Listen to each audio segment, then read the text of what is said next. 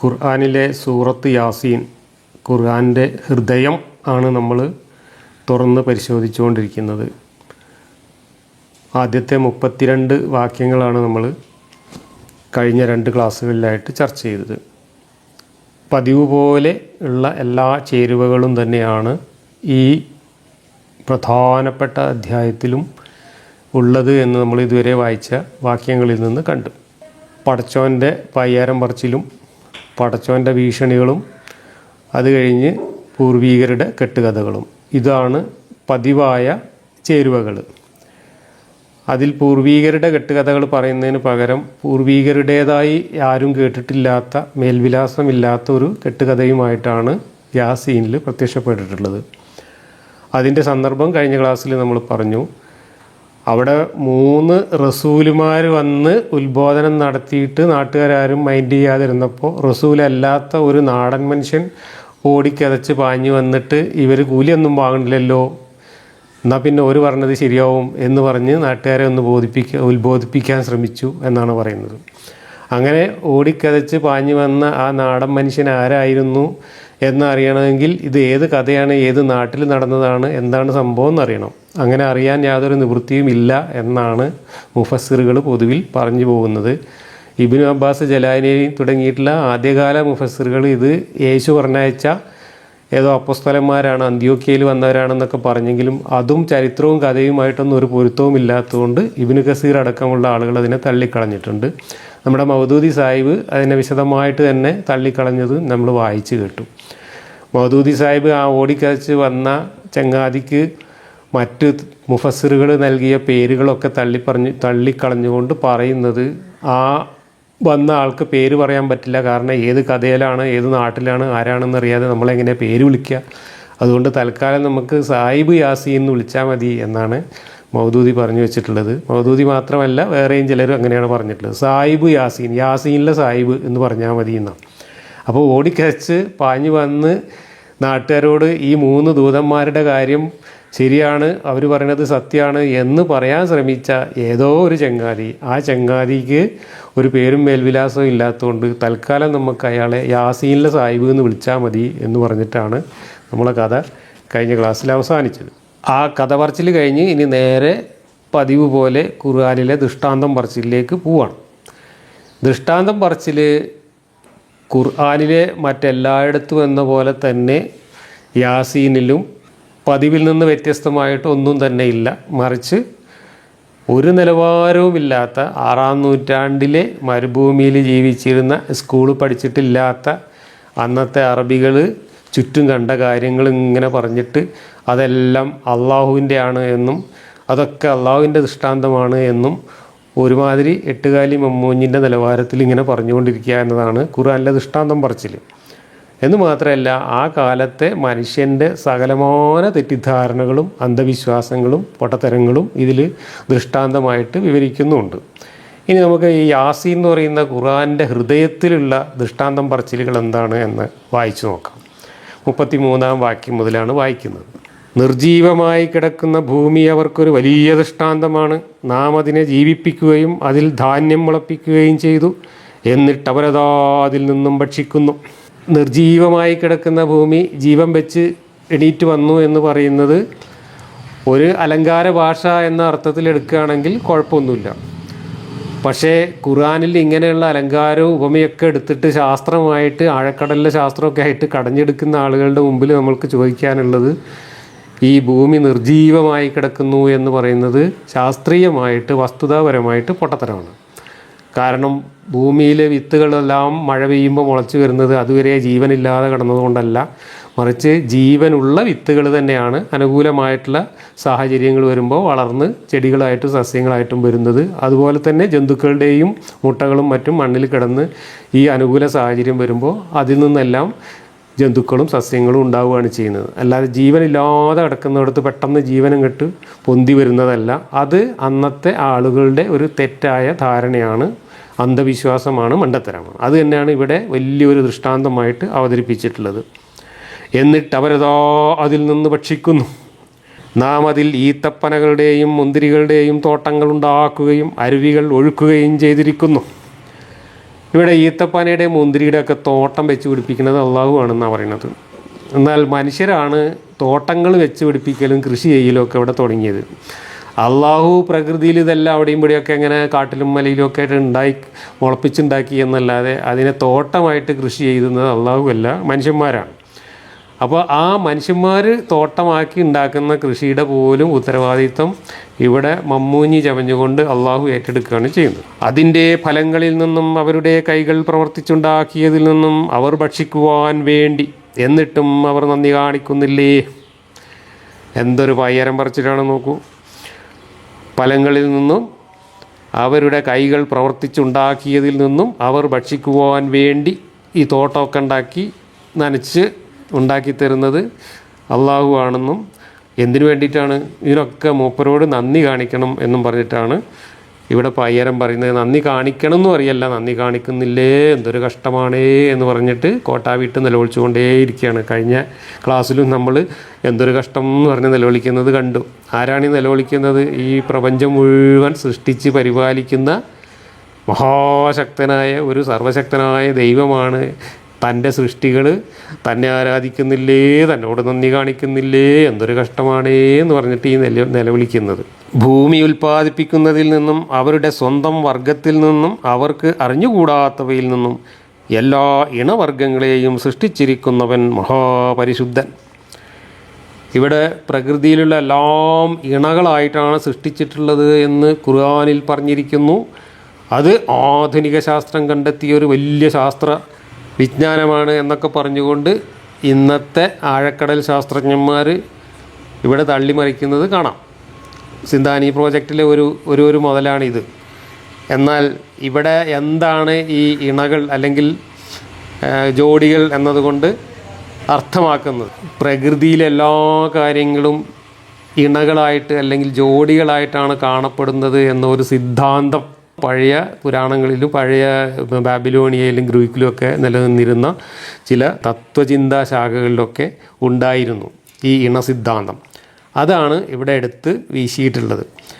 അവിടെ അത് പ്രകൃതിയിലുള്ള ജീവജാലങ്ങളിലൊക്കെ കാണപ്പെടുന്ന ഇണകൾ എന്ന അർത്ഥത്തിലൊന്നും അല്ല, മറിച്ച് അത് ഭാഷാപരമായിട്ട് മനുഷ്യർ പണ്ട് മുതൽ ഉപയോഗിച്ച് വന്നിരുന്ന ഒരു ശൈലിയിൽ മാത്രം പറയാവുന്ന ഇണകളെക്കുറിച്ചാണ് പറഞ്ഞിട്ടുള്ളത് എന്ന് ആദ്യകാലത്തെ മുഫസ്സിറുകൾ തന്നെ പറഞ്ഞിട്ടുണ്ട്.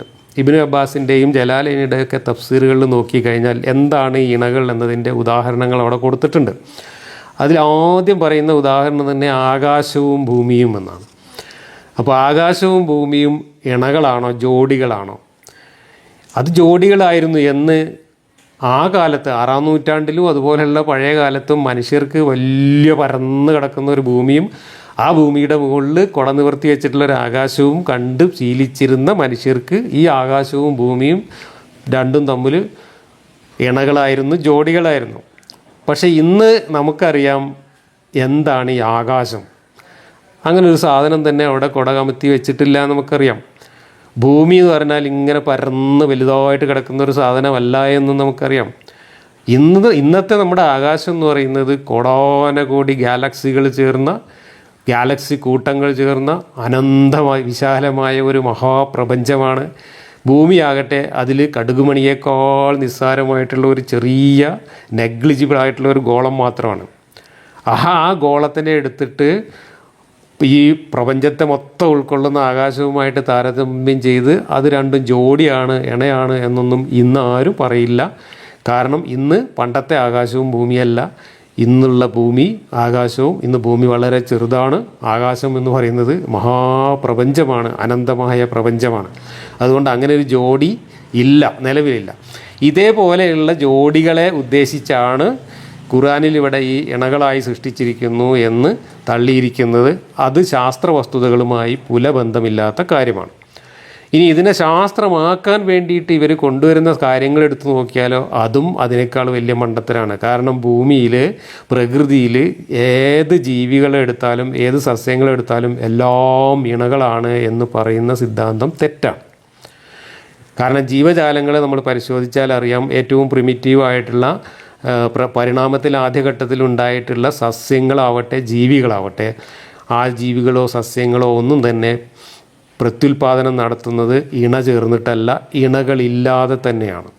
ഇണകളില്ലാതെ പ്രത്യുൽപാദനം നടത്തുന്ന ബാക്ടീരിയ, അമീബ പോലുള്ള ജീവികളാണ് ജീവികളുടെ കൂട്ടത്തിൽ ഈ ഭൂമിയിൽ ഏറ്റവും കൂടുതലുള്ളത്. ഏറ്റവും മാസ് കൂടിയ ജീവിവർഗം എന്ന് പറയുന്നത് ബാക്ടീരിയയാണ്. നമുക്കറിയാം, ഈ ബാക്ടീരിയകളൊക്കെ തനിയെ 2ആയും 4ആയും മുറിഞ്ഞാണ് പ്രത്യുൽപാദനം നടത്തുന്നത്.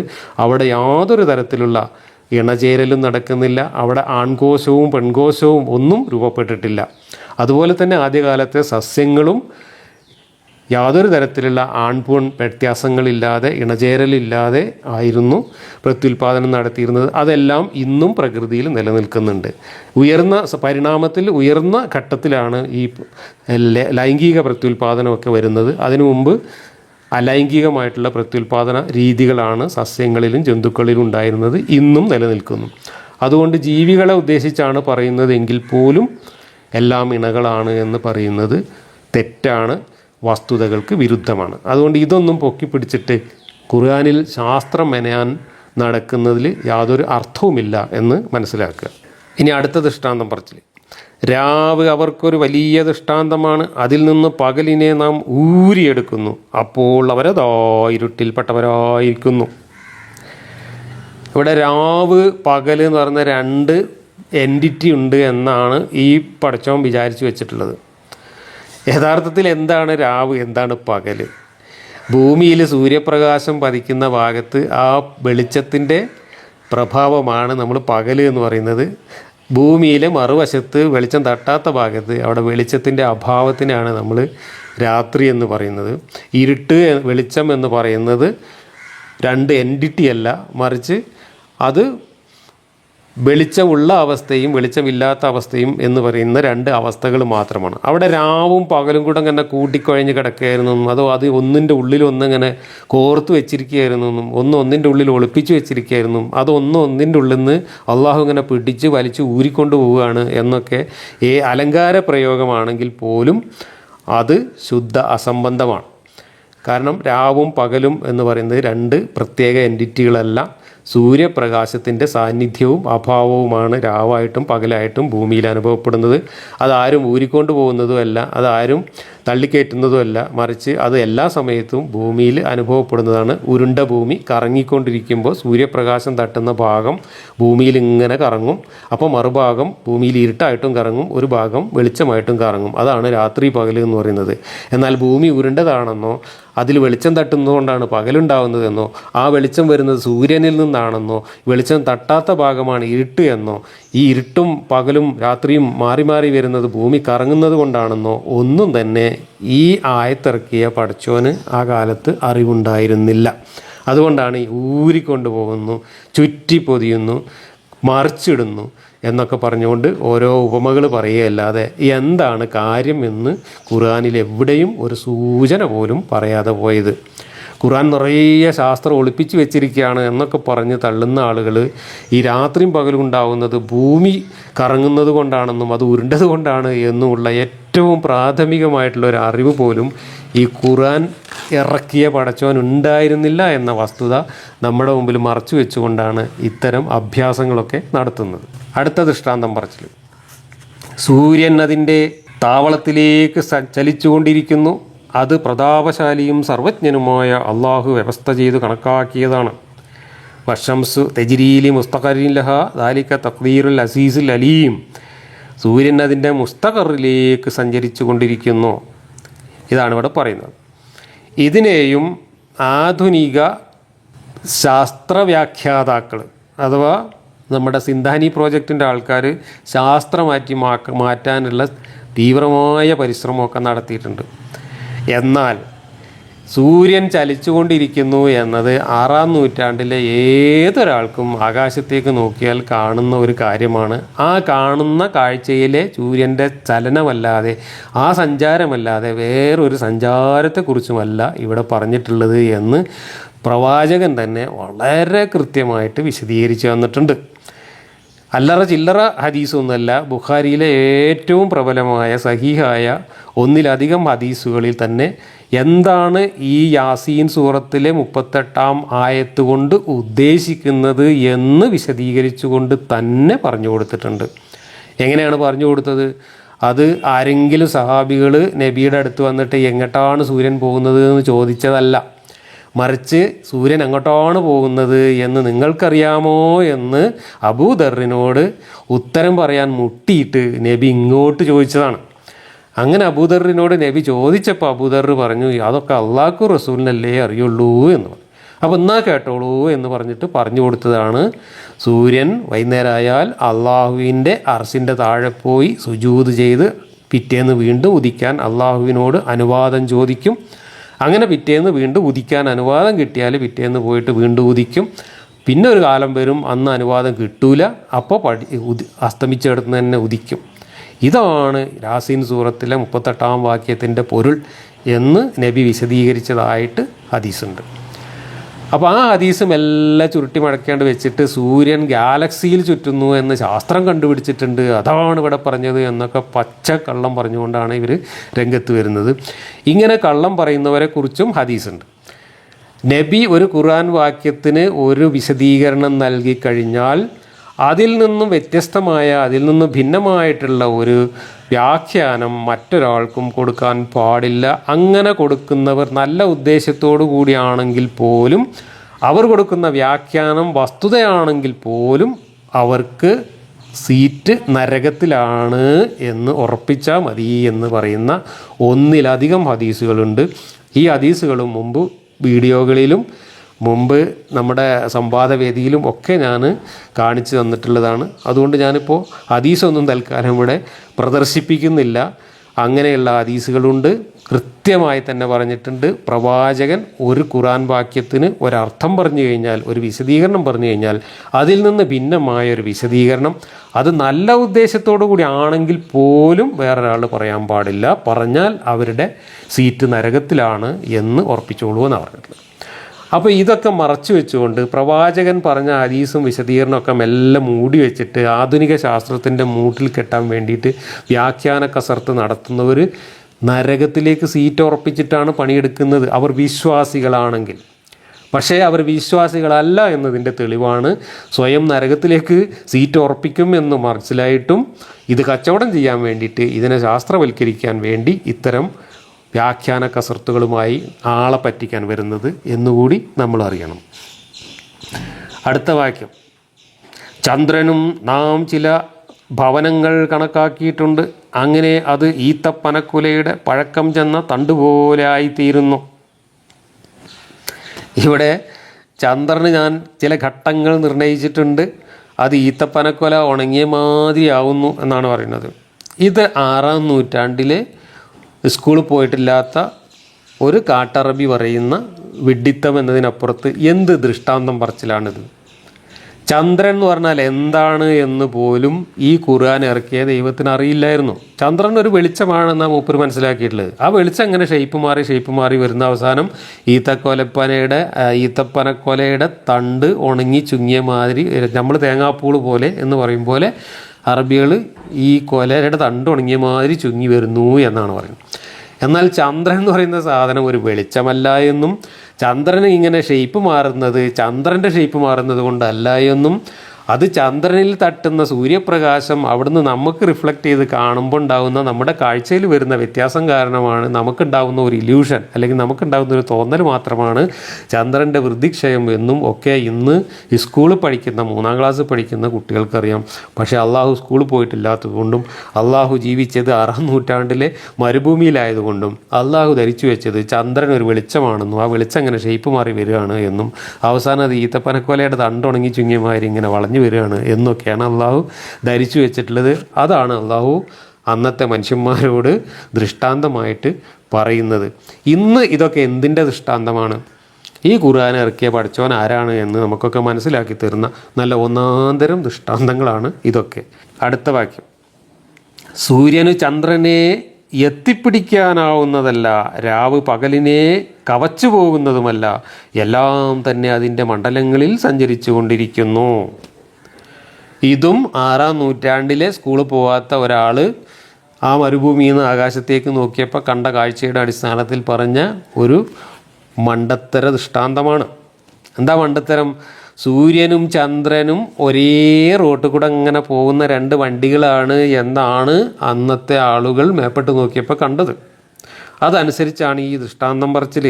സൂര്യൻ ചന്ദ്രനെ ഓവർടേക്ക് ചെയ്യാൻ പോകുന്നില്ല, സൂര്യൻ ചന്ദ്രനെ എത്തിപ്പിടിക്കാൻ പോകുന്നില്ല എന്നൊക്കെ പറയുമ്പോൾ അത് എത്ര വലിയ മണ്ടത്തരമാണ് എന്ന് അറിയണമെങ്കിൽ എന്താണ് സൂര്യൻ, എന്താണ് ചന്ദ്രൻ എന്ന് നമ്മൾ മനസ്സിലാക്കണം. നമുക്കൊക്കെ അറിയാം എന്താണെന്ന് സൂര്യനെന്നും എന്താണ് ചന്ദ്രനും, ഇതൊക്കെ എവിടെയാണ് കിടക്കുന്നത് എന്നുള്ളത്. സൂര്യൻ എന്ന് പറയുന്നത് ഭൂമിയുടെ 13-14 ലക്ഷം ഇരട്ടി വലുപ്പമുള്ള 15 കോടി കിലോമീറ്റർ അകലെയുള്ള ഒരു നക്ഷത്രമാണെന്നും ആ നക്ഷത്രത്തിന് ചുറ്റുമാണ് നമ്മളൊക്കെ ഭൂമി അടക്കമുള്ള ഗ്രഹങ്ങളൊക്കെ കറങ്ങുന്നത് എന്നും നമുക്കറിയാം. എന്നാൽ ചന്ദ്രൻ എന്ന് പറയുന്നത് എന്താണ്? ചന്ദ്രൻ എന്ന് പറയുന്നത് നമ്മുടെ ഭൂമിക്കൊപ്പം നമ്മുടെ ഭൂമിയെ ചുറ്റിക്കൊണ്ട് കേവലം 3 ലക്ഷം കിലോമീറ്റർ അകലത്തിൽ ഭൂമിയുടെ ഒപ്പം കറങ്ങുന്ന ഒരു ചെറിയ പാറ കൊണ്ടുണ്ടാക്കിയ ഗോളമാണ് ചന്ദ്രൻ എന്ന് നമുക്കിന്നറിയാം. അപ്പോൾ ഭൂമിക്ക് ചുറ്റും കറങ്ങുന്ന 3 ലക്ഷം കിലോമീറ്റർ അപ്പുറത്ത് ഭൂമിക്ക് ചുറ്റും കറങ്ങിക്കൊണ്ടിരിക്കുന്ന ചന്ദ്രൻ എന്ന ഭൂമിയുടെ കുട്ടി ഉപഗ്രഹവും ഈ സൗരയൂഥത്തിൻ്റെ കേന്ദ്രത്തിൽ നിന്നുകൊണ്ട് നമ്മുടെ 1 ലക്ഷം പ്രകാശവർഷം വ്യാസമുള്ള മിൽക്കി വേ ഗാലക്സിയിൽ ചുറ്റിക്കൊണ്ടിരിക്കുന്ന സൂര്യനും ഒരേ റൂട്ടിലൂടെയാണ് പോകുന്നത് എന്നത് 6-ാം നൂറ്റാണ്ടിലെ സ്കൂളിൽ പോകാത്ത ഒരു മനുഷ്യൻ്റെ തെറ്റിദ്ധാരണയാണ്. അതുകൊണ്ടാണ് ഇത് രണ്ടും കൂട്ടിമുട്ടുന്നില്ല, രണ്ടും ഓവർടേക്ക് ചെയ്യുന്നില്ല തുടങ്ങിയിട്ടുള്ള മണ്ടത്തരങ്ങൾ ഇവിടെ ദൃഷ്ടാന്തമായിട്ട് എഴുന്നള്ളിച്ചത്. ആസ്ട്രേലിയയിൽ നിന്ന് അന്റാർട്ടിക്കയിലേക്ക് പോകുന്ന ഒരു കപ്പലും കൊണ്ടോട്ടിയിൽ നിന്ന് മോങ്ങത്തേക്ക് പോകുന്ന ഒരു മോട്ടോർ സൈക്കിളും തമ്മിൽ കൂട്ടിമുട്ടാതെ ഞാൻ സംരക്ഷിക്കുന്നു എന്ന് പറയുന്നത് പോലെയാണ്. ഒന്നുകൂടി കേൾക്കുക. ആസ്ട്രേലിയയിൽ നിന്ന് അന്റാർട്ടിക്കയിലേക്ക് പോകുന്ന ഒരു കപ്പലും കൊണ്ടോട്ടിയിൽ നിന്ന് മോങ്ങത്തേക്ക് പോകുന്ന ഒരു മോട്ടോർ സൈക്കിളും തമ്മിൽ കൂട്ടിമുട്ടാതെ രണ്ടും ഓവർടേക്ക് ചെയ്യാതെ കൃത്യമായി കൊണ്ടുപോകുന്നത് ഞാനാണ് എന്നൊരു പടച്ചവൻ പറയുന്നത് എത്രത്തോളം മണ്ടത്തരമാണോ അതിനേക്കാൾ വലിയ മണ്ടത്തരമാണ് ഈ ചന്ദ്രനും സൂര്യനും കൂട്ടിമുട്ടാതെ ഒരേ റൂട്ടിൽ കൂടെ ഓവർടേക്ക് ചെയ്യാതെ കൊണ്ടുപോകുന്നത് ഞാനാണ് എന്ന് പറയുന്നത്. ഇതൊക്കെ സ്കൂളിൽ പോകാത്തതിൻ്റെ കുഴപ്പമാണ്. ഇതൊക്കെ നല്ല ഒന്നാന്തരം ദൃഷ്ടാന്തമാണ്. എന്തിൻ്റെ ദൃഷ്ടാന്തമാണ്? ഖുർആൻ എഴുതിയ പടച്ചോൻ എവിടുന്നാണ് വന്നത്, ഖുർആൻ്റെ വെളിപാടുകൾ ഏത് പടച്ചോൻ്റെ കയ്യിൽ നിന്നാണ് വന്നത് എന്ന് സാമാന്യ ബുദ്ധിയുള്ളവർക്ക് മനസ്സിലാക്കാൻ പറ്റുന്ന നല്ല ഒന്നാന്തരം ദൃഷ്ടാന്തങ്ങൾ തന്നെയാണ് ഖുർആൻ്റെ ഹൃദയമായിട്ടുള്ള ഈ യാസീനിൽ തന്നെ നമുക്ക് വിശദീകരിച്ചു തരുന്നത്. ഇനി 41-ാമത്തെ വാക്യം. നിറക്കപ്പെട്ട കപ്പലിൽ അവരുടെ പിതാക്കളെ നാം കയറ്റിയതും അവർക്കൊരു വലിയ ദൃഷ്ടാന്തമാണ്. ഒരു ദൃഷ്ടാന്തവുമില്ല. ബാബിലോണിയയിലെ ഒരു കെട്ടുകഥയാണത്. ആ കെട്ടുകഥ ബൈബിൾ പകർത്തി വെച്ചു, ആ തൊണ്ടി നമ്മൾ മോഷ്ടിച്ചെടുത്ത് ഇതിനകത്ത് പകർത്തിയെന്നുള്ളൂ, അല്ലാതെ അതിനകത്ത് ഒരു ദൃഷ്ടാന്തവുമില്ല. ഇത് നോഹ കപ്പലുണ്ടാക്കി വെള്ളപ്പൊക്കത്തിൽ നിന്ന് രക്ഷപ്പെട്ട കഥയാണ് ഇവിടെ ഉദ്ദേശിച്ചിട്ടുള്ളത് എങ്കിൽ അവർ സവാരി ചെയ്യുന്ന അതുപോലെയുള്ള പലതിനെയും അവർക്ക് നാം സൃഷ്ടിച്ചു കൊടുത്തിട്ടുണ്ട്. ഈ സവാരി ചെയ്യുന്ന പലതിനെയും സൃഷ്ടിച്ചു കൊടുത്തിട്ടുണ്ട് എന്ന് പറഞ്ഞത് വേറെ പല സ്ഥലത്തും പറഞ്ഞിട്ടുണ്ട്. അത് കോവർ കഴുതയും കുതിരയും ഒട്ടകവും ഒക്കെയാണ്. നമുക്ക് സവാരി ചെയ്യാൻ വാഹനങ്ങളായിട്ട് അള്ളാഹു സൃഷ്ടിച്ചു തന്നതാണ് കോവർ കഴുതയും ഒട്ടകവും എന്നൊക്കെ ഖുർആനിൽ പലയിടത്തും ദൃഷ്ടാന്തം പറഞ്ഞിട്ടുണ്ട്. ഈ അധ്യായത്തിൽ തന്നെ ആ ദൃഷ്ടാന്തം ഇനി ആവർത്തിക്കുന്നുമുണ്ട്. അതാണ് ഇവിടെ ഉദ്ദേശിച്ചിട്ടുള്ളത് എന്നാണ് പറയുന്നത്. ഏതായാലും അള്ളാഹുവിൻ്റെ ഈ കാറ്റിന് ഓടുന്ന പായ്ക്കപ്പലും അള്ളാഹു നമുക്ക് വാഹനമായി തന്ന കോവർ കഴുതയും ഒക്കെ അല്ലാതെ ലോകാവസാനം വരേക്ക് ഇറങ്ങിയ ഈ കിതാബിൽ വിമാനവും റോക്കറ്റും കാറും മോട്ടോർ സൈക്കിളും ഒന്നും ഇല്ല എന്നുള്ളതും നല്ല ഒന്നാന്തരം ഒരു ദൃഷ്ടാന്തമാണ്. ഇത് ഏത് കാലത്ത് ആർക്ക് വേണ്ടി പറഞ്ഞ ദൃഷ്ടാന്തമാണ് എന്നതിൻ്റെയും ദൃഷ്ടാന്തമാണ്. അടുത്തത് 43-ാം വാക്യം. നാം ഉദ്ദേശിക്കുന്ന പക്ഷം അവരെ നാം വെള്ളത്തിൽ മുക്കിക്കളയുമായിരുന്നു, അപ്പോൾ അവരെ സഹായിക്കുന്നവരാരും ഉണ്ടാകയില്ല, അവർ രക്ഷപ്പെടുത്തപ്പെടുകയുമില്ല. ഇത് അള്ളാഹിൻ്റെ കാറ്റുകൊണ്ട് മാത്രം സഞ്ചരിച്ചിരുന്ന പായ്ക്കപ്പലിൻ്റെ കാര്യമാണ് മൂപ്പര് പറയുന്നത്. അവിടുന്നൊക്കെ ടെക്നോളജി ഒരുപാട് മുന്നോട്ട് പോയ കാര്യമൊന്നും അള്ളാഹു പാവം അറിഞ്ഞിട്ടില്ല, അറിഞ്ഞാലും നിവൃത്തിയില്ല. കാരണം 6-ാം നൂറ്റാണ്ടിൽ എഴുതി വെച്ച കിതാബാണല്ലോ അള്ളാഹുവിൻ്റെ ഏറ്റവും ഒടുക്കത്തെ വിജ്ഞാന സാഗരം എന്ന് പറയുന്നത്. അപ്പോൾ അതിൻ്റെ അപ്പുറത്തേക്ക് നമുക്കൊന്നും ഇതിനകത്തുനിന്ന് കിട്ടാനില്ല. അടുത്തത്. പക്ഷേ നമ്മുടെ പക്കൽ നിന്നുള്ള കാരുണ്യമായിട്ടും ഒരു നിശ്ചിത കാലം വരെ അവർ ജീവിത സുഖം അനുഭവിക്കുവാനായിട്ടുമാണ്. ഏത് കപ്പലൊന്നും മുക്കി നമ്മളെ കഷ്ടപ്പെടുത്താതെ നമ്മളെ കൊല്ലാണ്ടിരുന്നത് നമ്മൾ കുറച്ചാലും ഇവിടെ സുഖമായിട്ട് ജീവിച്ചോട്ടെ എന്നുള്ള മൂപ്പരുടെ ഔദാര്യം കൊണ്ടാണ് എന്നാണ് പറയുന്നത്. നിങ്ങളുടെ മുമ്പിലുള്ളതും പിമ്പിലുള്ളതും സൂക്ഷിക്കുക, നിങ്ങൾ കരുണ ചെയ്യപ്പെട്ടേക്കാം എന്ന് അവരോട് പറയപ്പെട്ടാൽ. ബാക്കിയില്ല, ബാക്കി ബ്രാക്കറ്റിൽ മൂല്യന്മാർ എഴുതി ചേർത്ത് മുഴുവനാക്കിയിട്ടുണ്ട്. പഠിച്ചോൻ പകുതി പറഞ്ഞു വെച്ചിട്ട് പോയി, ബാക്കിയുള്ളത് മുസ്ലിംമാർ പറയണം. അതാണ് ഖുർആനിൽ പലയിടത്തുമുള്ള ഗതികേട്. എന്താണ് ഈ മുമ്പിലുള്ളതും പിമ്പിലുള്ളതും? അത് ഇഹലോകത്തെ ശിക്ഷയും പരലോകത്തെ ശിക്ഷയും എന്നൊക്കെയാണ് വ്യാഖ്യാനങ്ങൾ. അവർക്ക് തങ്ങളുടെ രക്ഷിതാവിൻ്റെ ദൃഷ്ടാന്തങ്ങളിൽ നിന്ന് ഏതൊരു ദൃഷ്ടാന്തം വരുമ്പോഴും അവരതിൽ നിന്ന് പിന്തിരിഞ്ഞു പോകാത്തവരാകുന്നില്ല. പയ്യരം പറയാണ്. സ്വന്തം സൃഷ്ടികളെക്കുറിച്ച് ഇങ്ങനെ കോട്ടാവിട്ട് നിലവിളിച്ച് പയ്യരം പറയാണ്. സർവശക്തനായ പടച്ചോൻ അത് തന്നെ നല്ല ഒന്നാന്തരം ദൃഷ്ടാന്തമാണ്. നിങ്ങൾക്ക് അള്ളാഹു നൽകിയതിൽ നിന്ന് ചിലവ് ചെയ്യുക എന്ന് അവരോട് പറയപ്പെട്ടാൽ അവ സത്യനിഷേധികൾ സത്യവിശ്വാസികളോട് പറയും, അള്ളാഹു ഉദ്ദേശിക്കുന്ന പക്ഷം അവൻ തന്നെ ഭക്ഷണം കൊടുക്കുമായിരുന്നവർക്ക് ഞങ്ങൾ ഭക്ഷണം കൊടുക്കുകയോ? നിങ്ങൾ സ്പഷ്ടമായ ദുർമാർഗത്തിൽ തന്നെയാണ്. ഇതന്ന് മക്കാർ ഇങ്ങോട്ട് കളിയാക്കി പറഞ്ഞതാണ്. പറയാൻ കാരണം എന്താണ്? മക്കാരോട് ഇത് അങ്ങോട്ട് പറഞ്ഞു. എന്താണ് അങ്ങോട്ട് പറഞ്ഞത്? ഇവിടെ പട്ടിണി കിടക്കുന്നത് അള്ളാൻ്റെ വിധിയാണ്, ഇവിടെ സമ്പത്ത് ഉണ്ടാകുന്നത് അള്ളാൻ്റെ വിധിയാണ്, സമ്പത്ത് തരുന്നത് അള്ളാഹുവാണ്, കൊണ്ടുപോകുന്നത് അള്ളാഹുവാണ്, പട്ടിണി കിടത്തുന്നത് അള്ളാഹുവാണ് എന്നൊക്കെ ഈ വിധി തലയിലെഴുത്ത് ഇങ്ങനെ അവരോട് പറഞ്ഞു. എന്നിട്ട് അവരോട് ഈ പാവപ്പെട്ടവർക്ക് എന്തെങ്കിലും കൊടുക്കൂ എന്ന് പറഞ്ഞപ്പോൾ അവർ ഈ പറഞ്ഞ ആളെ കളിയാക്കാൻ വേണ്ടി തിരിച്ചു പറഞ്ഞിട്ടുണ്ട്. അതൊക്കെ അല്ലല്ലേ ചെയ്യുന്നത്, പിന്നെ ഞങ്ങളെന്താ കൊടുക്കുന്നതെന്ന് ചോദിച്ചിട്ടുണ്ട്. അത് ആരായാലും ചോദിക്കും, നമ്മളിന്ന് ചോദിക്കും. അത് കൊടുക്കാതിരിക്കാൻ വേണ്ടി നമ്മൾ പറയുന്ന ന്യായമൊന്നുമല്ല, മറിച്ച് ഇത്തരം മണ്ടത്തരങ്ങൾ പറയുന്നവരോട് നമ്മൾ പറയുന്ന മറുപടിയാണ്. അത് അന്നത്തെ ആളുകളും മുഹമ്മദിനോട് പറയുകയും ചോദിക്കുകയും ചെയ്തിട്ടുണ്ട്. അള്ളാഹുവാണ് എല്ലാവരും പട്ടിണിക്കിടണമെങ്കിൽ പിന്നെ ഓരോ പട്ടിണി മാറ്റാൻ ഞങ്ങൾ എന്തിനു കൊടുക്കണം എന്ന് ഈ തലയിലെഴുത്ത് സിദ്ധാന്തത്തെ കളിയാക്കിക്കൊണ്ട് അന്നത്തെ ആളുകൾ ചോദിച്ചിട്ടുണ്ടെങ്കിൽ അവർ യുക്തിപരമായി ഇന്നത്തെ നമ്മുടെ യുക്തിവാദികളെക്കാൾ നിലവാരമുള്ളവരായിരുന്നു എന്നാണ് മനസ്സിലാക്കേണ്ടത്. നിങ്ങൾ സത്യവാദികളാണെങ്കിൽ ഈ വാഗ്ദാനം എപ്പോഴാണ് പുലരുക എന്നവർ ചോദിക്കുന്നു. നേരത്തെ പറഞ്ഞാൽ നിങ്ങൾ സ്പഷ്ടമായ ദുർമാർഗത്തിൽ തന്നെയാണ് എന്ന് മാത്രമാണ് മറുപടിയായിട്ട് പറയുന്നത്. അത് മറുപടിയല്ലല്ലോ, അത് കൊഞ്ഞനം കുത്തലല്ലേ. അത് കഴിഞ്ഞിട്ട് പിന്നെ അടുത്ത് പറയുന്നു, നിങ്ങൾ സത്യവാദികളാണെങ്കിൽ ഈ വാഗ്ദാനം എപ്പോഴാണ് പുലരുക എന്ന് അവർ ചോദിക്കുന്നു. ന്യായമായ ചോദ്യമല്ലേ? കാരണം അവരോട് നേരം വെളുത്ത് വൈകുന്നേരമോളം പറയുന്നത് എന്താണ്? ഇപ്പോൾ വരും ശിക്ഷ, അള്ളാഹു ഇപ്പോൾ ശിക്ഷ ഇറക്കും, മലക്കൾ ഇപ്പോൾ വരും എന്ന് പറഞ്ഞ് അവരെങ്ങനെ പേടിപ്പിച്ചുകൊണ്ടിരുന്നപ്പോൾ ഒന്നാങ്കട്ട് ഇറക്ക്, ഞങ്ങൾ കാണട്ടെ എന്ന് പറഞ്ഞ് അവർ കളിയാക്കിയിരുന്നു. അങ്ങനെ കളിയാക്കിയതിനാണ് ഈ വാഗ്ദാനം എപ്പോഴാണ് പുലരുക എന്നവർ ചോദിക്കുന്നു എന്ന് ഇവിടെ വീണ്ടും ആവർത്തിക്കുന്നത്. എന്നിട്ട് അതിന് പറയുന്ന മറുപടി എന്താണ്? ഒരു ഘോര ശബ്ദമല്ലാതെ അവർ മറ്റൊന്നും കാത്തിരിക്കില്ല.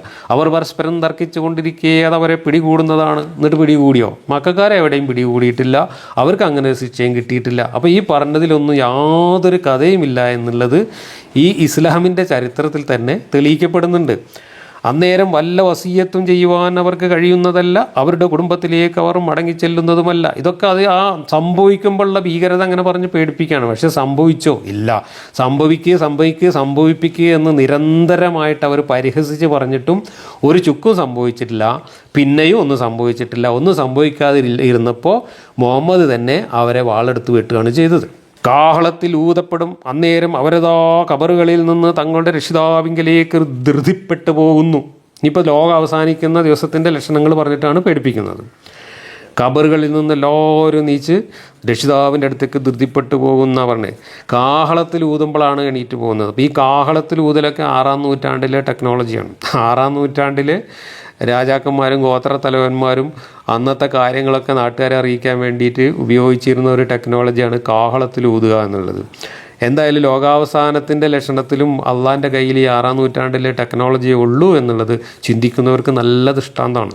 കാരണം ഇത് അന്നത്തെ ആൾക്കാരോട് പറഞ്ഞതാണെങ്കിൽ പോലും ഇത് എന്ന് സംഭവിക്കുന്നതാണ്? ലോകം അവസാനിക്കുമ്പോൾ സംഭവിക്കുന്നതാണ്. അപ്പോൾ ലോകാവസാനിക്കുന്ന നാളിൽ പോലും അള്ളാഹുവിൻ്റെ കയ്യിലുള്ള ടെക്നോളജി 6-ാം നൂറ്റാണ്ടിലെ ടെക്നോളജിയാണ് എന്ന് ഇതിൽ നിന്നും വ്യക്തമാണ്. നല്ല ഒന്നാന്തരം ദൃഷ്ടാന്തമാണത്. അവർ പറയും, എന്തൊരു നാശം! ഉറങ്ങിയേടത്ത് നിന്ന് ഞങ്ങളെ എഴുന്നേൽപ്പിച്ചത് ആര്? ഇത് കരുണാനിധിയായ അള്ളാഹു വാഗ്ദാനം ചെയ്യുകയും മുർസലുകൾ സത്യം പറയുകയും ചെയ്തിട്ടുള്ളതാണ്. അപ്പോൾ അന്ന് ഈ അവിശ്വാസികൾ, ഇതൊക്കെ നിഷേധിക്കുന്ന ആളുകൾ എന്ത് മനസ്സിലാവും? ഈ റസൂലുകളൊക്കെ പറഞ്ഞതാണ് ഇപ്പോൾ സംഭവിച്ചത്, നമ്മൾ കബറിന്ന് എണീറ്റ് വന്നിരിക്കുന്നു എന്നവർക്ക് മനസ്സിലാവും. അപ്പോൾ അവരിതൊക്കെ സമ്മതിക്കും എന്നാണ് ഇവിടെ പറയുന്നത്. പക്ഷേ ഇവിടെ വേറൊരു വലിയ കോമഡി ഉണ്ട്. എന്താണെന്ന് വെച്ചാൽ, എന്തൊരു നാശം! ഉറങ്ങിക്കിടക്കുന്നിടത്ത് നിന്ന് ഞങ്ങളെ എഴുന്നേൽപ്പിച്ചതാരാണ് എന്നാണ് അവർ ചോദിക്കുക. അപ്പോൾ ഇവർ മരിച്ചതിന് ശേഷം അതുവരെ അവർ ഉറങ്ങിക്കിടക്കുകയായിരുന്നു, യാതൊന്നും അറിഞ്ഞിട്ടില്ല എന്നാണ് ഇവിടെ പറയുന്നത്. ഇത് നുണക്കഥ പറയുമ്പോൾ ശ്രദ്ധിക്കാതെ വരുന്നത് കൊണ്ട് മുഹമ്മദിന് പലയിടത്തും ഈ ഖുർആനിൽ പറ്റിയ അബദ്ധങ്ങളിൽ ഒരബദ്ധമാണ്. കാരണം ഖബറിലേക്കാണ്ട് കൊണ്ടേ വെച്ചാൽ ഉടനെ മലക്കുകൾ വരുമെന്നും ഖബറിലിട്ടിട്ട് ഉരുട്ടുമെന്നും പിന്നെ മരിച്ചിട്ട് ആ കുറേ കാലം അതികഠിനമായ ശിക്ഷ അനുഭവിക്കേണ്ടി വരുന്നും വേദന അനുഭവിക്കേണ്ടി വരും എന്നൊക്കെ പറയുന്ന ഹദീസുകളും ഖുർആനും കഥകളും വേറെ ഉണ്ട്. എന്നാൽ അതെല്ലാം മറന്നിട്ട് അങ്ങനെയുള്ള കഥകളൊക്കെ പറഞ്ഞ കാര്യം മറന്നിട്ട് അല്ലെങ്കിൽ പറയാൻ പോകുന്ന കാര്യം മറന്നിട്ട് ഇവിടെ പറയാണ് ഈ എണീറ്റ് വന്ന ആൾക്കാർ പറയുന്നത് എന്താണ്, ഞങ്ങളൊക്കെ ഉറങ്ങിക്കിടക്കുകയായിരുന്നു, ഉറങ്ങിനോടത്തുനിന്ന് ഞങ്ങൾ ആരാണ് എഴുന്നേൽപ്പിച്ചത് ചോദിക്കുന്നതാണ്. അപ്പോൾ ഖബറിൽ ശിക്ഷ ഇല്ല എന്നല്ല ഇവിടെ പറയുന്നത്, ഖബറിൽ ആരും ഒന്നും അറിയുന്നില്ല എന്നല്ല ഇവിടെ പറയുന്നത്. അപ്പോൾ ഖബറിൽ ശിക്ഷയുണ്ട്, അതെല്ലാം ഭയങ്കര വേദന ഉണ്ട്, അതൊക്കെ അനുഭവിക്കേണ്ടി വരും എന്ന് പറയുന്നത് ഇവിടെ പൊളിയുന്നു. ഇങ്ങനെ നുണക്കഥകൾ പറയുമ്പോൾ ഒരിക്കൽ പറഞ്ഞത് ഓർമ്മയില്ലാതെ അതിന് വിരുദ്ധമായിട്ടുള്ള നുണകൾ വേറെ പറയുക എന്നത് ഖുർആനിൽ ഒരുപാട് സ്ഥലത്ത് കാണുന്ന ദൃഷ്ടാന്തങ്ങളാണ്. ഇതും മുമ്പ് നമ്മൾ ചർച്ച ചെയ്തിട്ടുള്ള കാര്യമാണ്. അത് ഒരേ ഒരു ഘോര ശബ്ദം മാത്രമായിരിക്കും, അപ്പോഴതാ അവരെല്ലാവരും നമ്മുടെ അടുക്കൽ ഹാജരാക്കപ്പെട്ടവരായിരിക്കുന്നു. പേടിപ്പിക്കുകയാണ്. ഇന്ന് ആരോടും ഒട്ടും അനീതി ചെയ്യപ്പെടുകയില്ല, നിങ്ങൾ പ്രവർത്തിച്ചു കൊണ്ടിരുന്നതിനല്ലാതെ നിങ്ങൾക്ക് പ്രതിഫലം നൽകപ്പെടുന്നതുമല്ല.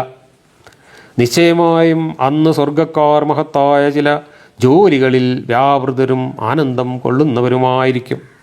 അങ്ങനെ മഹ്ശറിൽ ഒരുമിച്ച് കൂട്ടി സ്വർഗം നരകമൊക്കെ വെച്ച് അങ്ങോട്ടൊക്കെ പറഞ്ഞയച്ചിട്ടുള്ള ബാക്കി കാര്യങ്ങളാണ് പിന്നെ പറയുന്നത്. സ്വർഗത്തിലെയും നരകത്തിലെയൊക്കെ കഥയാണ് പിന്നെ പറയുന്നത്. ഇതൊക്കെ 900 പെട്ടതിന് മുമ്പ് പറഞ്ഞു കഴിഞ്ഞതാണ്, ഇനിയും പറയാൻ പോകുന്ന കാര്യങ്ങൾ തന്നെയാണ്.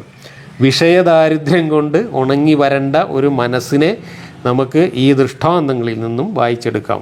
വിഷയദാരിദ്ര്യം കൊണ്ട് ഉണങ്ങി വരേണ്ട ഒരു ദൂതൻ്റെ മനസ്സിനെയാണ് ഈ ദൃഷ്ടാന്തങ്ങളിൽ നിന്ന് നമുക്ക് വായിച്ചെടുക്കാൻ കഴിയുന്നത്. കാരണം ഒരേ കഥകൾ, ഒരേ മുത്തശ്ശി കഥകൾ, പറഞ്ഞ കാര്യങ്ങൾ തന്നെ പിന്നെയും പിന്നെയും ആവർത്തിക്കുകയല്ലാതെ ഒരു വലിയ കിതാബ് ഇറക്കിയിട്ട് ആ കിതാബിൽ കാമ്പും കഴമ്പുമുള്ള ഒരു കാര്യവും എവിടെയും നമ്മൾ തിരഞ്ഞാൽ കാണില്ല.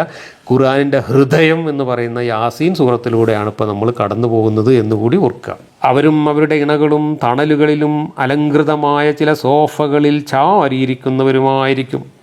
സോഫയിലിരിക്കും. ഇപ്പോൾ ഞാനിപ്പോൾ സോഫയിൽ ഇരുന്നിട്ട് ഞങ്ങളോട് സംസാരിക്കുന്നത്, ഇതൊക്കെയാണ് ഇപ്പോൾ അവിടെ പോയാൽ നമുക്ക് കിട്ടാൻ പോകുന്ന ഭയങ്കര സംഭവങ്ങൾ. സോഫയിൽ ഇങ്ങനെ ഇരിക്കും, ഒപ്പം നമ്മുടെ ഹൂറികളുണ്ടാവും, അവരെ ഒപ്പം ഇങ്ങനെ സൊറയും പറഞ്ഞ് ചാരി ഇരിക്കുന്നൊക്കെ പറഞ്ഞിട്ടാണ് കൊതിപ്പിക്കുന്നത്.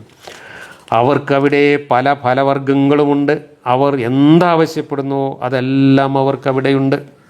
എന്താവശ്യപ്പെടുന്നു അതെല്ലാം ഉണ്ട് എന്ന് പറഞ്ഞത് പഴങ്ങളെക്കുറിച്ച് മാത്രമാണോ അതോ ഇനി എല്ലാ കാര്യങ്ങളെക്കുറിച്ചാണോ എന്നറിയണം. എല്ലാ കാര്യങ്ങളെക്കുറിച്ചാണെങ്കിൽ അള്ളാഹു വലിയ പെടൽ വിട്ടുപോകും. അത് ഞാൻ പിന്നീട് പറയാം, അത് വലിയ കോമഡിയാണ്. പരമകാരുണികനായ രക്ഷിതാവിൽ നിന്ന് വാഗ് രൂപത്തിൽ തന്നെ അവർക്ക് സലാം ലഭിക്കുന്നതാണ്. അപ്പോൾ അള്ളാഹു അവിടെ ഇങ്ങനെ നടന്നിട്ട് എല്ലാവരെയും മുഖത്ത് കോങ്ങിയിട്ട് അസ്സലാമു അലൈക്കും അസ്സലാമു അലൈക്കും എന്ന് സലാം പറയും. ഇതാണിപ്പോൾ സ്വർഗത്തിൽ കിട്ടാൻ പോകുന്ന വലിയൊരു നേട്ടം എന്നാണ് പറയുന്നത്.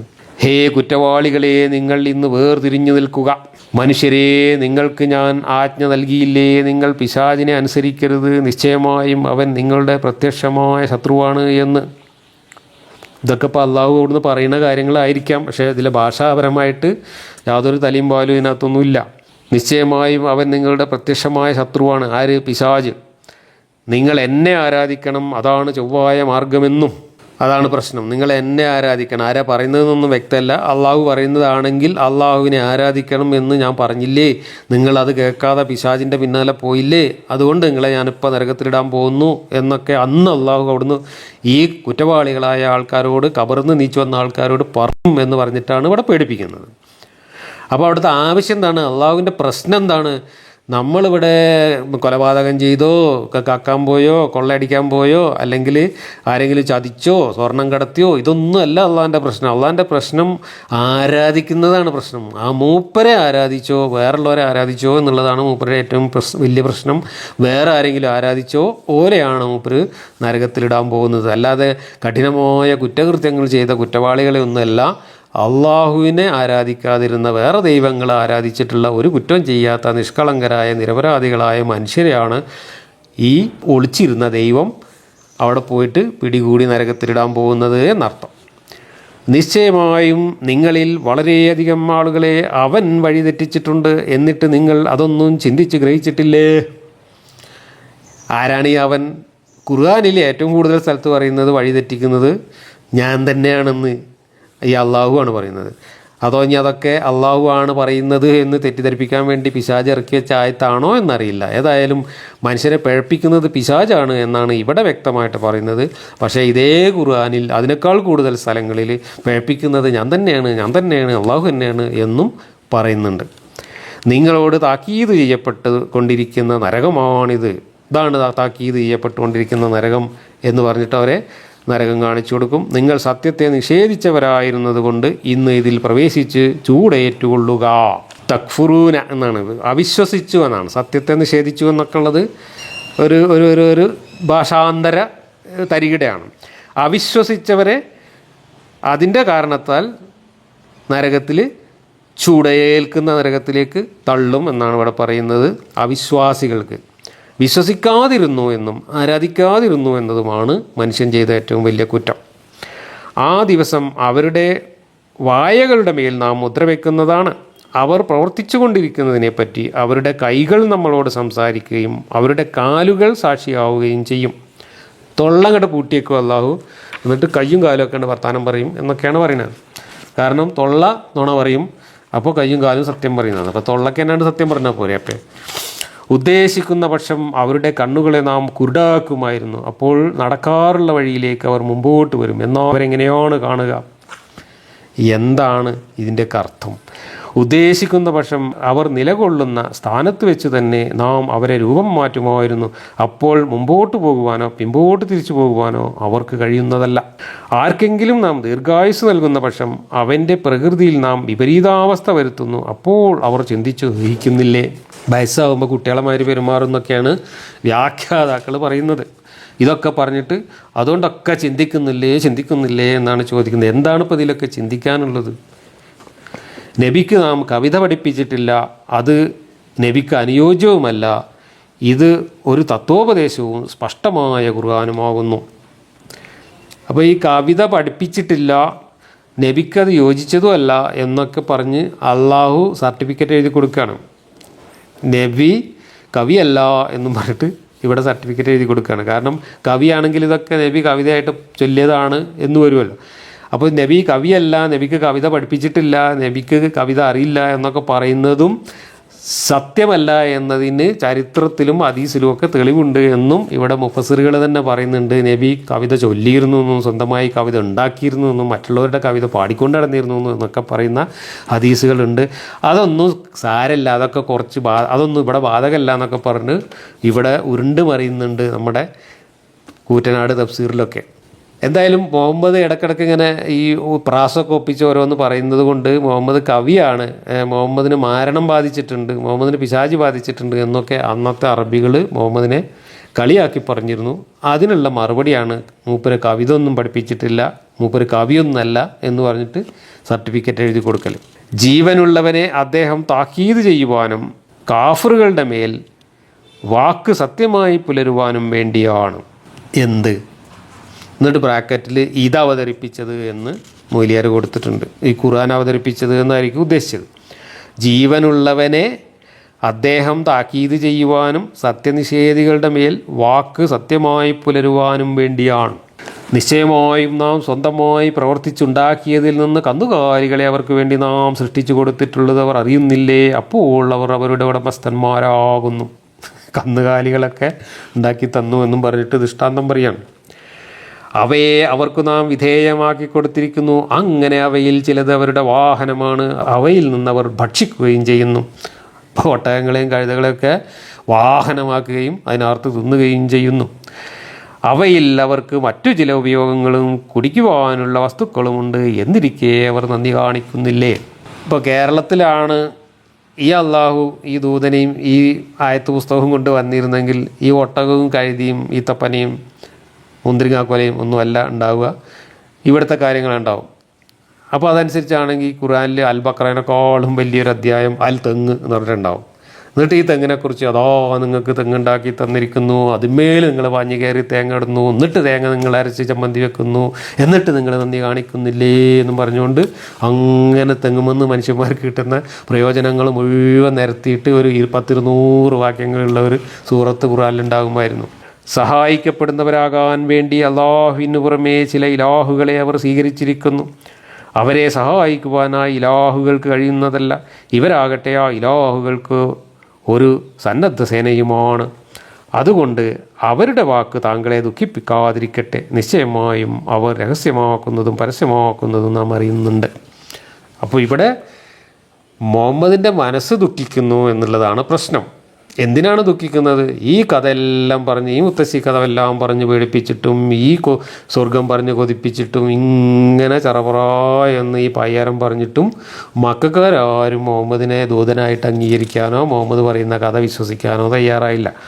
അതിൽ കുണ്ഠിതനായിട്ടിരിക്കുകയാണ് മുഹമ്മദ് എന്ന് മുഹമ്മദിനറിയാം. മുഹമ്മദ് സ്വയം അതിൽ ആശ്വാസം കൊള്ളുകയാണ്. അള്ളാഹു എന്ന മുഹമ്മദിൻ്റെ കുട്ടി ദൈവത്തെ ഉപയോഗിച്ചുകൊണ്ട് മുഹമ്മദ് ആശ്വാസവാക്കുകൾ ആത്മകഥം പറഞ്ഞു എന്നതിനപ്പുറം ഇതിനകത്തൊക്കെ എന്ത് ദൃഷ്ടാന്തമാണുള്ളത്? ഒരു ദൃഷ്ടാന്തവുമില്ല. മനുഷ്യനെ ഒരു ഇന്ദ്രിയ ബിന്ദുവിൽ നിന്ന് നാം സൃഷ്ടിച്ചിട്ടുള്ളതെന്ന് അവൻ കണ്ടറിഞ്ഞിട്ടില്ലേ? ഇല്ല, കണ്ടറിഞ്ഞിട്ടില്ല. ഒരു ഇന്ദ്രിയ ബിന്ദുവിൽ നിന്ന് മനുഷ്യൻ ഉണ്ടാവില്ല. ഒരു ഇന്ദ്രിയ ബിന്ദുവിൽ നിന്നല്ല മനുഷ്യൻ ഉണ്ടാവുന്നത്. ഒരു ഇന്ദ്രിയ ബിന്ദുവിൽ കോടിക്കണക്കിന് ബീജങ്ങളുണ്ട്. അതിലൊരു ബീജം മാത്രമാണ് മനുഷ്യനുണ്ടാവാൻ ആവശ്യമായ ഒരു സാധനം. പക്ഷേ ആ ഒരു സാധനം ഉണ്ടായാലും മനുഷ്യൻ ഉണ്ടാവില്ല. അതിനേക്കാളിലൊക്കെ എത്രയോ വലിപ്പമുള്ള ഒരു സ്ത്രീയുടെ അണ്ടം കൂടെ വരണം. ഈ അണ്ടവും ബീജവും കൂടി ചേർന്നാൽ മാത്രമേ മനുഷ്യൻ ഉണ്ടാവുള്ളൂ. ഇതൊന്നും സ്കൂൾ പഠിച്ചിട്ടില്ലാത്ത അള്ളാഹ്ക്കറിയില്ല. അള്ളാഹ് വിചാരിച്ചത് ഈ ശുക്ലത്തിൻ്റെ ഒരു തുള്ളി ഇങ്ങോട്ട് കട്ട പിടിച്ചിട്ട് കുട്ടി ഉണ്ടാവുകയാണെന്നാണ്. അതാണ് ഇവിടെ എഴുതി വച്ചിരിക്കുന്ന പൊട്ടത്തരം. അതാണ് ഖുർആനിലെ ഭ്രൂണശാസ്ത്രം. എന്നിട്ട് അവനതാ ഒരു സ്പഷ്ടമായ എതിരാളിയായിരിക്കുന്നു. എന്നിട്ട് എന്ന് പറഞ്ഞാൽ എന്താണ്? ഈ ഒരു തുള്ളി ബീജം കൊണ്ട് അത് കട്ട പിടിച്ചൊരു കുട്ടിയായി ഒരു മനുഷ്യനായി ഉണ്ടായിട്ട് എന്നിട്ട് പോനതോ തൻ്റെ എതിരാളിയായിരിക്കുന്നു എന്ന് ഈ പാവം അള്ളാഹു കോട്ടാ വിട്ട് നിലവിളിച്ചുകൊണ്ട് പയ്യാരം പറയാണ്. അവൻ നമുക്കൊരു ഉപമ എടുത്തു കാട്ടുകയും തൻ്റെ സ്വന്തം സൃഷ്ടിപ്പിനെ മറന്നു കളയുകയും ചെയ്തിരിക്കുന്നു. അവൻ ചോദിക്കുകയാണ്, ഈ അസ്ഥികളെ അവ പഴകി ജീർണിച്ചതായിട്ടും ആരാണ് ജീവിപ്പിക്കുക? ഇത് മുമ്പ് ഒരധ്യായത്തിൽ നമ്മൾ പറഞ്ഞതാണ്. അന്ന് അറേബ്യയിലുണ്ടായിരുന്ന മക്കയിലുണ്ടായിരുന്ന ഏതോ ഒരു ചങ്ങാതി വന്നിട്ട് ഒരു എല്ലിൻ്റെ കഷ്ണം കൊണ്ട് വന്നിട്ട് ഇതൊക്കെ ഇനി രണ്ടാമത് ഇതുപോലെ പഴയ കോലത്തിലൊക്കെ പടക്കാൻ പറ്റുമോ എന്ന് ചോദിച്ചു. അതിനുള്ള മറുപടിയാണ്, അതൊക്കെ പറ്റും, അള്ളാഹ്ക്ക് അതൊക്കെ പറ്റുമെന്നാണ് മറുപടി. താങ്കൾ പറയുക, ഒന്നാമതായി അവയെ സൃഷ്ടിച്ചുണ്ടാക്കിയവൻ തന്നെ അവയെ ജീവിപ്പിക്കും. അവൻ എല്ലാ സൃഷ്ടികളെക്കുറിച്ചും നല്ലവണ്ണം അറിയുന്നവനാകുന്നു. അതായത് പച്ചമരത്തിൽ നിന്ന് നിങ്ങൾക്ക് തീ ഉണ്ടാക്കി തന്നവൻ, എന്നിട്ട് നിങ്ങളതാ അതിൽ നിന്ന് ഈ തീ കത്തിക്കുന്നു. അപ്പോൾ അറേബ്യയിൽ ചില പച്ചമരങ്ങളുടെ കൊമ്പുകളൊക്കെ തമ്മിൽ കൂട്ടി അരച്ചിട്ട് തീ ഉണ്ടാക്കുന്ന ഒരു വിദ്യ അന്ന് ഉണ്ടായിരുന്നു. നമ്മുടെ നാട്ടിലിപ്പോൾ ഈ മുളയൊക്കെ, ഉണങ്ങിയ മുളയൊക്കെ കൂട്ടി അരച്ചിട്ട് തീ ഉണ്ടാക്കും. തീപ്പെട്ടിയൊന്നും ഇല്ലാത്ത കാലമല്ലേ. അപ്പോൾ അങ്ങനെ മരം കൂട്ടി അരച്ചിട്ട് തീ ഉണ്ടാക്കുന്നത് എടുത്ത് കണ്ടിട്ട് അവിടെയും വന്ന് എട്ടുകാലി മെമ്മൂഞ്ഞി ചമയുകയാണ് അള്ളാഹു. എന്നിട്ട് അത് ദൃഷ്ടാന്തം പറച്ചിലാക്കി മാറ്റുകയാണ്. ആകാശഭൂമികളെ സൃഷ്ടിച്ച അള്ളാഹു അവരെ പോലെയുള്ളത് സൃഷ്ടിക്കുവാൻ കഴിവുള്ളവനല്ലേ? അതേ കഴിവുള്ളവൻ തന്നെയാണ്. അവൻ തന്നെയാണ് മഹാസൃഷ്ടാവും സർവജ്ഞനും. ഇവിടെ മക്കാരെ സംബന്ധിച്ചിടത്തോളം അള്ളാഹുവിന് കഴിവുണ്ടോ? അള്ളാഹു സൃഷ്ടിക്കുമോ? അള്ളാഹുവിന് തീ ഉണ്ടാക്കാൻ പറ്റുമോ? അള്ളാഹുവിന് ഒട്ടകത്തിന് ഉണ്ടാക്കാൻ പറ്റുമോ? അള്ളാഹുവിന് ഈത്തപ്പനയമ്മ കൊല ഉണ്ടാക്കാൻ പറ്റുമോ? ഇതൊന്നും ആയിരുന്നില്ല അവരുടെ വിഷയം. ഇതൊക്കെ പറഞ്ഞതുകൊണ്ട് അവർക്ക് ആവശ്യമുള്ള കാര്യം അവരെ ബോധ്യപ്പെടുത്താൻ അതൊരിക്കലും ഉതകുമായിരുന്നില്ല. എന്തായിരുന്നു അവരുടെ പ്രശ്നം? അവരുടെ പ്രശ്നം ഇതൊക്കെ പറഞ്ഞു വരുന്ന മുഹമ്മദിൻ്റെ വായിലൂടെ ഈ പറയുന്ന പയ്യാരം പറച്ചിലൊക്കെ ദൈവത്തിൻ്റെ വാക്യങ്ങളാണ് എന്നതിന് തെളിവാണ് അവർ ചോദിച്ചത്. മുഹമ്മദ് ദൈവം പറഞ്ഞയച്ച ദൂതനാണ് എന്നതിൻ്റെ തെളിവാണ് അവർ ചോദിച്ചത്.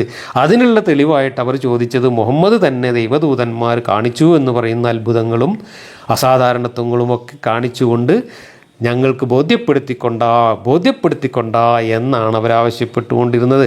അതിന് പറയുന്ന മറുപടി, അങ്ങനെ പണ്ട് ചോദിച്ചവരൊക്കെ പഠിച്ചവൻ അങ്ങനെ മലമറിച്ച് ശിക്ഷിച്ചു, ഇങ്ങനെ മലമറിച്ച് ശിക്ഷിച്ചു, നിങ്ങളെ അങ്ങനെ ശിക്ഷിക്കും, നിങ്ങൾക്കും ശിക്ഷ വരാൻ പോകുന്നു എന്ന് പറഞ്ഞ് പേടിപ്പിക്കുകയല്ലാതെ ഇതിനൊന്നും അവർക്ക് ബോധ്യപ്പെടുന്ന മറുപടി കൊടുത്തില്ല. അങ്ങനെ പേടിപ്പിച്ചപ്പോൾ അവരെന്നാ അതും കെട്ട് കാണിക്കുക, എന്നാ ശിക്ഷ കെട്ട് കാണിക്കുക, ഞങ്ങൾ കാണട്ടെ എന്ന് പറഞ്ഞുകൊണ്ട് അതിനെയും കളിയാക്കി. അപ്പോൾ അതിനും ബബ്ബ പറഞ്ഞു ഒഴിഞ്ഞു മാറുകയാണ് ഇവിടെ ചെയ്യുന്നത്. ഇവിടെ ഈ നിരത്തി വെക്കുന്ന ദൃഷ്ടാന്തം പറച്ചിലുകൾക്കൊന്നും തന്നെ മക്കാർ ചോദിച്ച ചോദ്യങ്ങൾക്ക് മുമ്പിലോ അവരുന്നയിച്ച പ്രശ്നങ്ങൾക്ക് മുമ്പിലോ യാതൊരു സാങ്കത്യവുമില്ല, ഒരു പ്രസക്തിയുമില്ല എന്നുള്ളതാണ് നമ്മൾ മനസ്സിലാക്കുന്നത്. പിന്നെ എന്തിനാണ് ഇതൊക്കെ ഇങ്ങനെ പയ്യാരം പറഞ്ഞുകൊണ്ടിരുന്നത്? വിഷയദാരിദ്ര്യം കൊണ്ട് മാത്രം, ഒന്നും പറയാനില്ലാത്തത് കൊണ്ട് പറഞ്ഞു തന്നെ പിന്നെയും പിന്നെ ഇങ്ങനെ പറഞ്ഞ് പരിഹാസ്യനായിക്കൊണ്ടിരിക്കുകയായിരുന്നു മുഹമ്മദ് മക്കയിൽ. അതിൻ്റെ ഫലമാണ് 13 കൊല്ലം ഈ പയ്യാരം പറഞ്ഞ് നടന്നിട്ടും അവിടെ ഒരാളെയും കിട്ടാതെ പരാജയപ്പെട്ട് അവസാനം നിരാശനായി അവിടുന്ന് പലായനം ചെയ്ത് അവരോടുള്ള പകയും ശത്രുതയും കാരണം അവരെ വാളെടുത്ത് ആക്രമിക്കാൻ മുഹമ്മദ് മുതിർന്നത് ഈ ഒരു നിരാശയുടെ ഫലമായിട്ടാണ്. 2 വാക്യങ്ങൾ കൂടി ഉണ്ട്, അതുകൂടെ വായിച്ചിട്ട് നമുക്ക് അവസാനിപ്പിക്കാം. നിശ്ചയമായും അവൻ്റെ കാര്യം ഒരു വസ്തു ഉണ്ടാകണമെന്ന് അവൻ ഉദ്ദേശിച്ചാൽ അതിനെപ്പറ്റി ഉണ്ടാവുക എന്ന് പറയുകയേ വേണ്ടൂ, അപ്പോഴത് ഉണ്ടാവുന്നു. ഇത് അള്ളാഹുവിൻ്റെ കഴിവിൻ്റെ വീമ്പ് പറച്ചിലാണ്. ഒരു കാര്യം ഉണ്ടാവാൻ കൊന്നാണ് പറഞ്ഞാൽ മതി, അപ്പോൾ അതങ്ങോട്ട് ഉണ്ടാവും. അത്രയും ഭയങ്കര കഴിവാണ് അള്ളാഹ്ക്ക് എന്ന് പറയുന്നത്. അതേ അള്ളാഹു തന്നെയാണ് എന്തോ ഒരു കഷ്ടമാണ്, എന്നെ ആരാധിക്കണില്ലേ, എന്നോട് നന്ദി കാണിക്കണില്ലേ, ഞാനിക്കേണ്ട ദൃഷ്ടാന്തൊക്കെ പറഞ്ഞിട്ട് അവർക്കത് മനസ്സിലാവണില്ലേ എന്ന് പറഞ്ഞ് നിലവിളിച്ചു കൊണ്ട് നടക്കുന്നതും ഇയാൾ തന്നെയാണ്. കൊന്ന് പറഞ്ഞാൽ വിചാരിക്കുന്നത് എന്തും ഉണ്ടാക്കാൻ കഴിയുന്ന മഹാശക്തനായ പടച്ചവൻ ഇങ്ങനെ പയ്യാരം പറഞ്ഞ് നിലവിളിച്ചുകൊണ്ട് നടക്കേണ്ട വല്ല കാര്യമുണ്ടോ? ഇതിലും വലിയ വൈരുദ്ധ്യം, ഇതിലും വലിയൊരു ദൃഷ്ടാന്തം വേറെ എന്താ ഉള്ളത്? ഈ ഖുർആൻ ഇറക്കിയത് ഒരു അള്ളാഹു അല്ല, ഒരു ഇബ്ലീസും അല്ല, യാതൊരു വിവരവും യുക്തിയും ഇല്ലാത്ത ഒരു മനുഷ്യൻ്റെ മനസ്സിൽ നിന്ന് വന്നിട്ടുള്ള വികലമായ ഭ്രാന്തമായ ജൽപ്പനങ്ങളല്ലാതെ മറ്റൊന്നുമല്ല എന്നതിന് ഇതിൽ എന്ത് ദൃഷ്ടാന്തമാണ് വേണ്ടത്? ഇവിടെ അള്ളാഹുവിനെ പരിഹസിക്കുകയാണ് ചെയ്യുന്നത്. അള്ളാഹു ഇങ്ങനെ പയ്യാരം പറഞ്ഞ് നിലവിളിക്കുക എന്ന് പറഞ്ഞാൽ എന്താ അതിൻ്റെ അർത്ഥം? അള്ളാഹുവിനെ കൊണ്ട് ഒന്നിനും കഴിയില്ല എന്നല്ലേ? ഇതൊക്കെ കഴിയുന്ന ആളാണ്. കുന്ന് പറയുമ്പോഴേക്ക് ഇതൊക്കെ ചെയ്യാൻ കഴിയുന്ന ആളാണെങ്കിൽ പിന്നെ ആ അള്ളാഹു തൻ്റെ സൃഷ്ടികൾ താൻ ഉദ്ദേശമാതിരി നടക്കുന്നില്ല എന്നും പറഞ്ഞിട്ട് അവരെ പിന്നാലെ ഇങ്ങനെ പയ്യാരം പറഞ്ഞ് ചീത്തയും വിളിച്ച് നടക്കേണ്ട വല്ല കാര്യമുണ്ടോ? അപ്പോൾ അഖില വസ്തുക്കളുടെയും രാജാധിപത്യം ആരുടെ പക്കലാണോ അവൻ മഹാപരിശുദ്ധൻ, അവങ്കിലേക്ക് തന്നെയാണ് നിങ്ങൾ മടക്കപ്പെടുന്നതും. ആരാണ്? സ്വയം പുകഴ്ത്താണ് മൂപ്പര്. ഞാൻ ഭയങ്കര പരിശുദ്ധനാണ്, ഞാൻ ഭയങ്കര സംഭവമാണ്, എനിക്ക് അത്ര കഴിവുണ്ട്, ഇത്ര കഴിവുണ്ട്, ഞാൻ കുന്ന് പറഞ്ഞാൽ ഇതെല്ലാം ഉണ്ടാക്കും എന്നൊക്കെ പറഞ്ഞ് സ്വയം പൊങ്ങച്ചം പറഞ്ഞുകൊണ്ട്, എന്നിട്ട് ഈ പൊങ്ങച്ചക്കാരൻ തന്നെ അന്നത്തെ ആൾക്കാർക്ക് ഒന്നും മനസ്സിലാവണില്ലല്ലോ, മഹാകഷ്ടം എന്നും പറഞ്ഞിട്ട് നിലവിളിക്കുകയും ചെയ്യും. ഇതാണ് ഖുർആനിലെ ഹൃദയം എന്ന് വിശേഷിപ്പിക്കപ്പെട്ട യാസീൻ്റെ കഥ. ഇനി നിങ്ങളൊന്ന് ആലോചിച്ച് നോക്കൂ, ഈ ഖുർആനിൽ നമ്മൾ ഇതുവരെ ചർച്ച ചെയ്ത കാര്യങ്ങളും ഈ യാസീൻ എന്ന് പറയുന്ന ഹൃദയത്തിൽ ചെപ്പിലടച്ചു വെച്ച രത്നമണികൾ എന്നൊക്കെ പറയുന്ന ഈ വാക്യങ്ങളും ഒക്കെ കൂടെ ഒന്ന് പരിശോധിച്ചിട്ട് പറയൂ, ഇതാരെഴുതിയതാണ്? എന്താണ് ഇതിനകത്തുള്ളത്? ഈ യാസീൻ എന്ന് പറയുന്ന ഹൃദയം എന്ന് പറയുന്ന ഈ സർവ്വരോഗ സംഹാരിണി, സർവ്വപ്രശ്ന പരിഹാരിണിയായിട്ടുള്ള ഈ ഏറ്റവും പുണ്യമാക്കപ്പെട്ട ഈ അധ്യായത്തിലെ 83 വാക്യങ്ങളാണ് ഇപ്പോൾ നമ്മൾ വായിച്ചത്. ആ 83 വാക്യങ്ങളിൽ എന്തെങ്കിലും കാമ്പുള്ള, കഴമ്പുള്ള, ഒരു നിലവാരമുള്ള ഒരു വാക്യമെങ്കിലും നമുക്ക് കാണിച്ചു തരാൻ പറ്റും? ഇതൊരു പടച്ചോൻ ആകാശത്ത് നിന്ന് ലോകാവസാനം വരേക്കുള്ള മനുഷ്യർക്ക് മുഴുവൻ വേണ്ടി ഇറക്കിയ ഒരു പുസ്തകമാണ് എന്ന് പറയാൻ മാത്രം നിലവാരമുള്ള ഒരു വാചകം ഇപ്പോൾ ഈ വായിച്ച 83 വാക്യങ്ങളിലുണ്ടോ? ഇതുവരെ പറഞ്ഞുകൊണ്ടിരുന്ന കെട്ടുകഥകളും പയ്യാരങ്ങളും ഭീഷണികളും അല്ലാതെ അതിൽ പറഞ്ഞിട്ടുള്ള ദൃഷ്ടാന്തം പറച്ചിലും നിലവാരമില്ലാത്ത ദൃഷ്ടാന്തം പറച്ചിൽ, പരിഹാസ്യമായ ദൃഷ്ടാന്തം പറച്ചിലും അല്ലാതെ എന്തെങ്കിലും സാമാന്യ ബുദ്ധിയും വിവരമുള്ള മനുഷ്യന് ബോധ്യപ്പെടുന്ന എന്തെങ്കിലും കാര്യം ഇതിനകത്തുണ്ടോ? ഒന്നുമില്ല. ഇതാണിപ്പോൾ ഖുർആനിലെ ഹൃദയത്തിലെ അവസ്ഥ. ഇനി നമ്മൾ ഖുർആൻ്റെ ബാക്കിയുള്ള കരളും കുടലൊക്കെ മാന്തി നോക്കേണ്ട വല്ല കാര്യമുണ്ടോ? ഹൃദയം മാന്തി പൊളിച്ചപ്പോൾ ഇതാ കിട്ടാനുള്ളത് എങ്കിൽ ഇതാണ് ഖുർആൻ്റെ അവസ്ഥ. ഏതായാലും നമുക്ക് അടുത്ത അധ്യായത്തിൽ വീണ്ടും കാണാം.